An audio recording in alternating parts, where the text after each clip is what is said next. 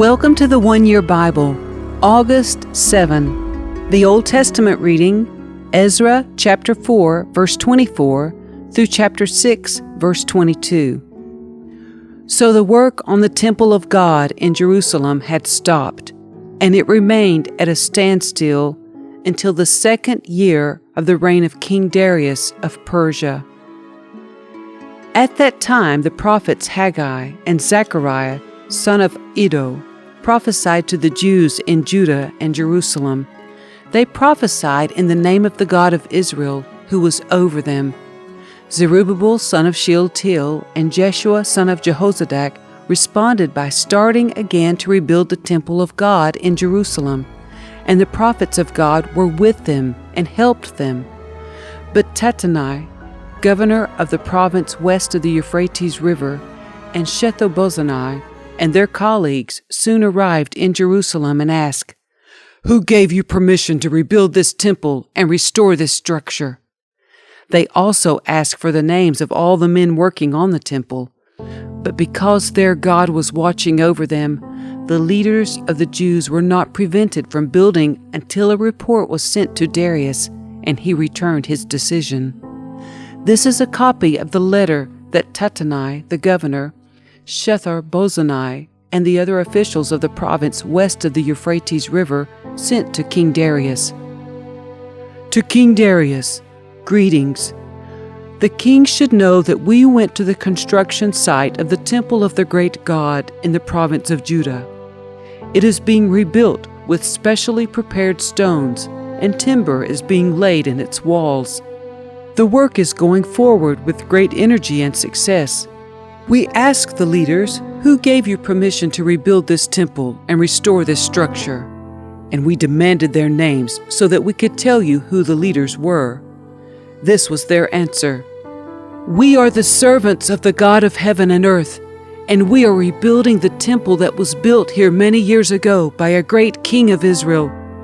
But because our ancestors angered the God of heaven, he abandoned them to King Nebuchadnezzar of Babylon, who destroyed this temple and exiled the people to Babylonia. However, King Cyrus of Babylon, during the first year of his reign, issued a decree that the temple of God should be rebuilt. King Cyrus returned the gold and silver cups that Nebuchadnezzar had taken from the temple of God in Jerusalem and had placed in the temple of Babylon. These cups were taken from that temple and presented to a man named Sheshbazzar, whom King Cyrus appointed as governor of Judah. The king instructed him to return the cups to their place in Jerusalem and to rebuild the temple of God there on its original site. So this Sheshbazzar came and laid the foundations of the temple of God in Jerusalem. The people have been working on it ever since, though it is not yet completed. Therefore, if it pleases the king, we request that a search be made in the royal archives of Babylon to discover whether King Cyrus ever issued a decree to rebuild God's temple in Jerusalem. And then let the king send us his decision in this matter."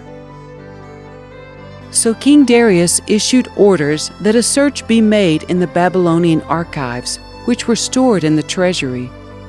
But it was at the fortress at Ecbatana in the province of Media that a scroll was found. This is what it said: Memorandum: in the first year of King Cyrus' reign, a decree was sent out concerning the temple of God at Jerusalem.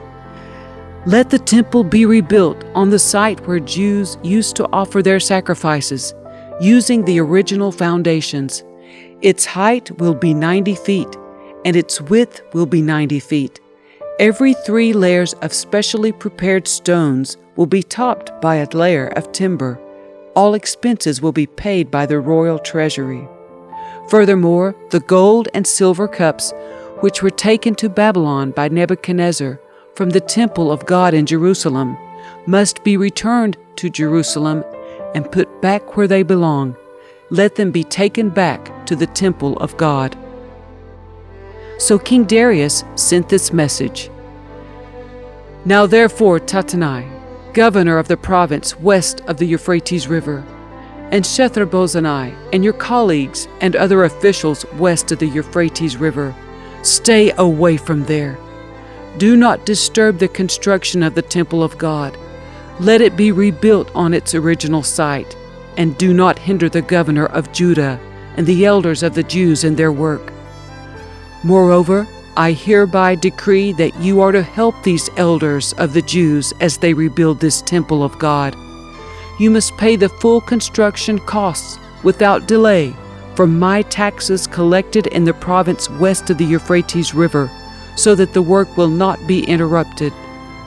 Give the priests in Jerusalem whatever is needed in the way of young bulls, rams, and male lambs for the burnt offerings presented to the God of heaven.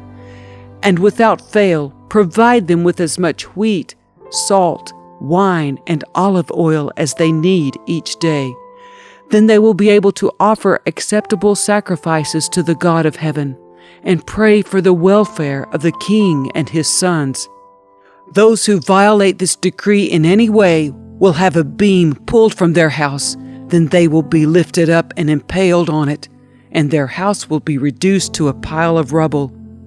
May the God who has chosen the city of Jerusalem as the place to honor his name destroy any king or nation that violates this command and destroys this temple. I, Darius, have issued this decree. Let it be obeyed with all diligence.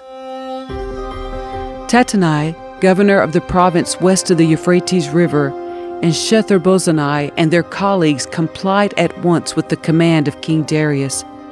So the Jewish elders continued their work, and they were greatly encouraged by the preaching of the prophets Haggai and Zechariah, son of Iddo.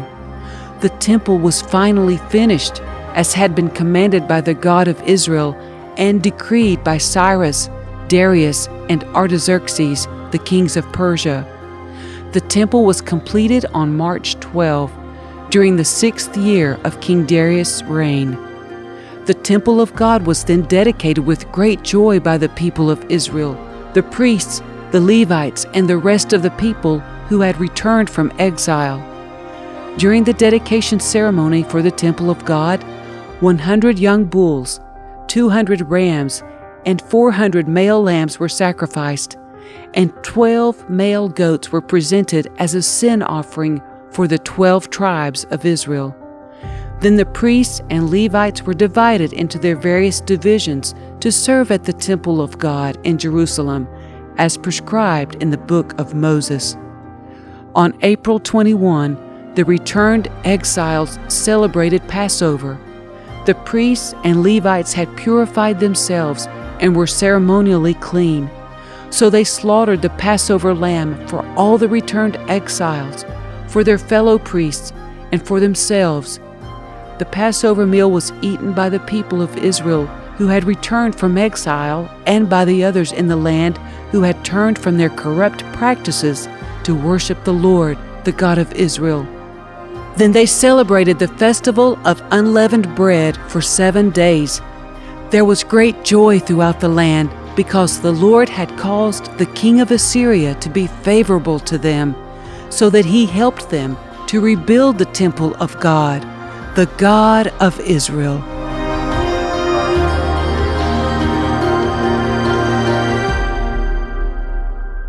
The New Testament reading, 1 Corinthians chapter 3, verses 5 through 23. After all, who is Apollos? Who is Paul? We are only God's servants through whom you believed the good news. Each of us did the work the Lord gave us. I planted the seed in your hearts, and Apollos watered it. But it was God who made it grow. It's not important who does the planting or who does the watering. What's important is that God makes the seed grow. The one who plants and the one who waters work together with the same purpose, and both will be rewarded for their own hard work. For we are both God's workers, and you are God's field. You are God's building. Because of God's grace to me, I have laid the foundation like an expert builder. Now others are building on it. But whoever is building on this foundation must be very careful, for no one can lay any foundation other than the one we already have, Jesus Christ. Anyone who builds on that foundation may use a variety of materials: gold, silver, jewels, wood, hay, or straw. But on the judgment day, fire will reveal what kind of work each builder has done.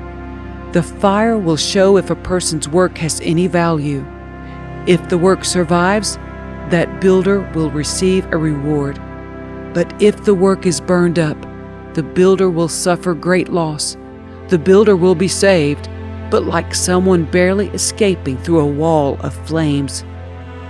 Don't you realize that all of you together are the temple of God, and that the Spirit of God lives in you? God will destroy anyone who destroys this temple, for God's temple is holy, and you are that temple. Stop deceiving yourselves. If you think you are wise by this world's standards, you need to become a fool to be truly wise. For the wisdom of this world is foolishness to God. As the Scriptures say, He traps the wise in the snare of their own cleverness. And again, the Lord knows the thoughts of the wise. He knows they are worthless. So don't boast about following a particular human leader, for everything belongs to you, whether Paul or Apollos or Peter or the world or life and death or the present and the future. Everything belongs to you, and you belong to Christ, and Christ belongs to God. Psalm 29, verses 1 through 11. Honor the Lord, you heavenly beings. Honor the Lord for His glory and strength. Honor the Lord for the glory of His name. Worship the Lord in the splendor of His holiness. The voice of the Lord echoes above the sea. The God of glory thunders. The Lord thunders over the mighty sea. The voice of the Lord is powerful. The voice of the Lord is majestic. The voice of the Lord splits the mighty cedars. The Lord shatters the cedars of Lebanon. He makes Lebanon's mountains skip like a calf. He makes Mount Hermon leap like a young wild ox. The voice of the Lord strikes with bolts of lightning. The voice of the Lord makes the barren wilderness quake. The Lord shakes the wilderness of Kadesh. The voice of the Lord twists mighty oaks and strips the forests bare. In His temple, everyone shouts, "Glory!" The Lord rules over the floodwaters. The Lord reigns as King forever. The Lord gives His people strength. The Lord blesses them with peace.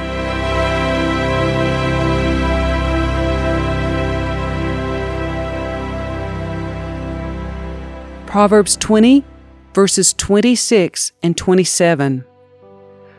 A wise king scatters the wicked like wheat, then runs his threshing wheel over them. The Lord's light penetrates the human spirit, exposing every hidden motive.